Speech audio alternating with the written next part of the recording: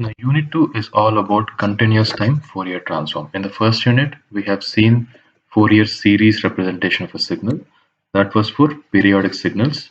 And now we will look at continuous time Fourier transform. This is a different mathematical tool. Uh, this is for continuous time signals Fourier transform. Now, what is the need for Fourier transform? First of all, what is the transform? Transform means we are transforming the signal from one domain to another domain. We have already discussed what is the need for transforming the signal from one domain to another domain. We are actually transforming it from time domain to frequency domain. The need is to understand what frequencies are exactly present in the signal. That is the purpose for any transform. Now, what is the need for Fourier transform? We've already seen periodic signals are analyzed using Fourier series, right? Periodic signals were analyzed using Fourier series. Now, for non-periodic signals, we are going to use Fourier transform. Fourier transform is a mathematical tool. It is a universal mathematical tool. It can be applied for periodic signals also. That we'll see at the end of this unit. But predominantly, it is used for representing the non-periodic signals. One more advantage of Fourier transform is we can get the frequency response of the signal. We can analyze the signal, we can get this frequency response. At what frequency, how much amplitude is present, how is the signal behaving at a given frequency. All those things we can analyze using Fourier transform. And the next point is solving the responses of LTI system and other systems.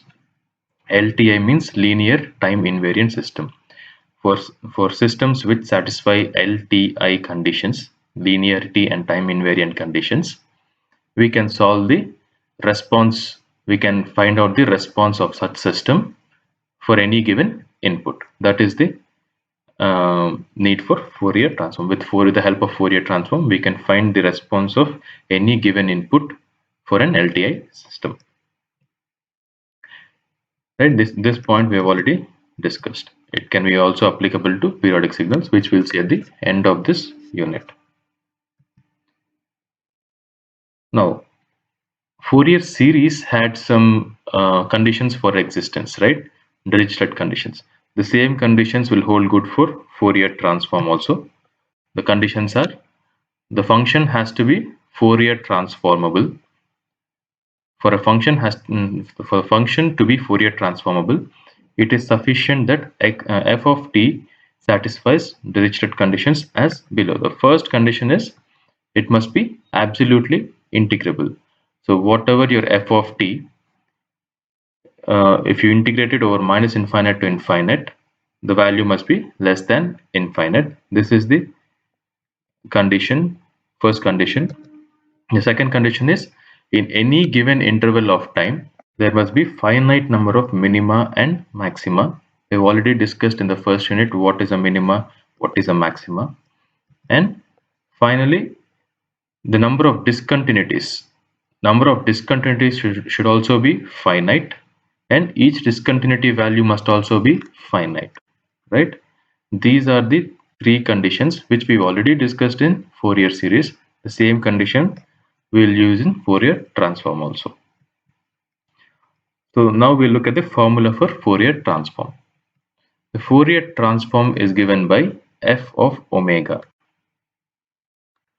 If f of t is your function, f of t is your time domain function, the frequency domain of f of t is the Fourier transform, that is represented by capital F of omega, right? Your time domain signal is represented with a small, it is represented with a small alphabet f of t, and your Fourier transform is represented with a capital F of omega, which is equal to integral minus infinite to infinite your time domain signal, whatever is here, right? The time domain signal f of t into e power minus j omega t dt. This is your formula for Fourier transform. Fourier transform of f of t is represented by capital F of omega, and the formula is integral minus infinite to plus infinite f of t e power minus j omega t dt. This is called the analysis equation. This is called the analysis equation. So basically what you're doing, you're going to analyze your time domain signal and find out what are the frequencies present in your time domain signal. The next one is inverse Fourier transform. Fourier transform, what does it do? The Fourier transform converts the time domain signal to frequency domain, right? Time domain to frequency domain. This is Fourier transform. Now, the inverse operation of this from frequency domain to time domain, it is called inverse Fourier transform. Inverse Fourier transform. So inverse Fourier transform means we have the frequency domain representation. From that, we have to find the time domain representation. So f of t, I am just taking this Fourier to the other side. So it becomes f inverse of f of omega, which is nothing but our time domain signal. And it's going to be equal to 1 by 2 pi integral minus infinite to plus infinite f of omega e power j omega t d omega. This is our formula for inverse Fourier transform, right? We have a coefficient of 1 by 2 pi, and in place of f of t, we have f of omega here. We are going to integrate our frequency domain signal, multiply it with e power j omega t d omega. That is our inverse Fourier transform. Right? This is the analysis equation here. The first one is the analysis equation. The second one is called synthesis equation. Right? So Fourier transform of f of t is f of omega. Inverse Fourier transform of f of omega is equal to f of t. So if I take my signal, time domain signal, to be x of t, then it will have a Fourier transform of capital X of omega.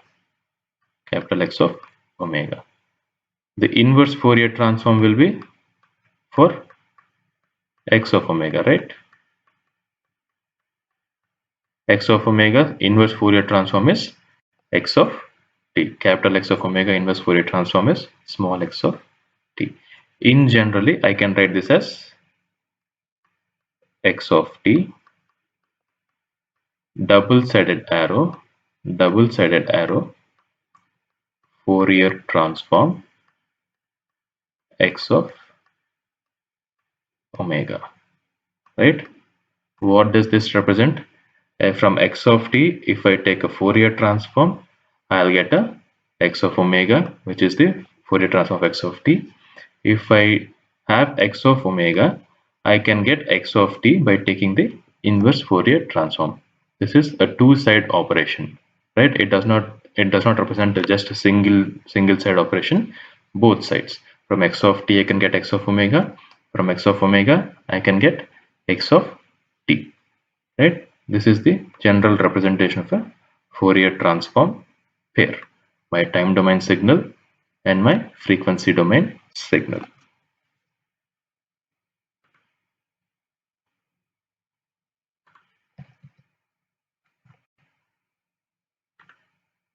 Right, this is the one. The Fourier transformable pair is symbolically expressed as my time domain signal and my frequency domain signal with a double-headed arrow represented as Fourier transform. F of t has a Fourier transform f of omega, right? This f of omega here, it is a complex function, right? F of omega, it depends on e power minus j omega t. It's a complex function of omega, right? It's a complex function of omega. So I can write f of omega as magnitude of f of omega into phase of f of omega, right? Magnitude of f of omega into phase of f of omega. So where this magnitude is called my amplitude spectrum, mod f of omega is called my amplitude spectrum, and this is my phase spectrum. This is my phase spectrum, theta of omega or angle of f of omega. You can represent it with either theta or angle of f. Both are equally correct. So amplitude spectrum means f of omega versus omega. This is going to be my amplitude spectrum. I have f of omega, mod f of omega, mod f of omega versus omega. This is going to be my amplitude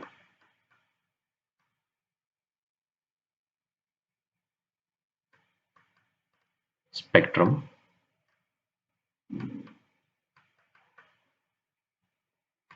If I have instead of mod f of omega on the y-axis, if I have theta of omega, then it is called phase spectrum. It's called phase spectrum, right? Amplitude versus my frequency is called amplitude spectrum. Phase versus frequency is called phase spectrum. Then what are the advantages and disadvantages of Fourier transforms? Or not disadvantages, we'll call it limitations. So advantages are the original time functions can be uniquely recovered from f of omega. So if we have f of t has a Fourier transform of f of omega, it is completely reversible. The operation of Fourier transform is completely reversible. So I know my f of omega, I can find my f of t. For every f of omega, there is a unique f of t. That is the first advantage, right? The original time functions can be uniquely recovered from f of omega, right? The next one is the Fourier transform is extensively used in evaluating convolution integrals. Convolution, the convolution integral, which is minus infinite to infinite, the first signal x1 of tau, x2 of t minus tau d tau. This is the convolution integral. This becomes very complex if you have to do it the traditional way or a graphical way. When x and x1 and x2 becomes complex, the convolution integral evaluation becomes really complex.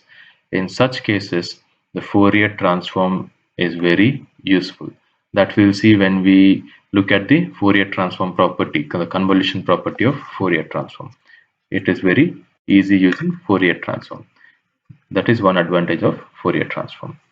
Although the next advantage is, although the Laplace transform is extensively used for solving transient problems of electrical systems, Fourier transform is much more useful because the phase and amplitude characteristics are readily known from Fourier transform.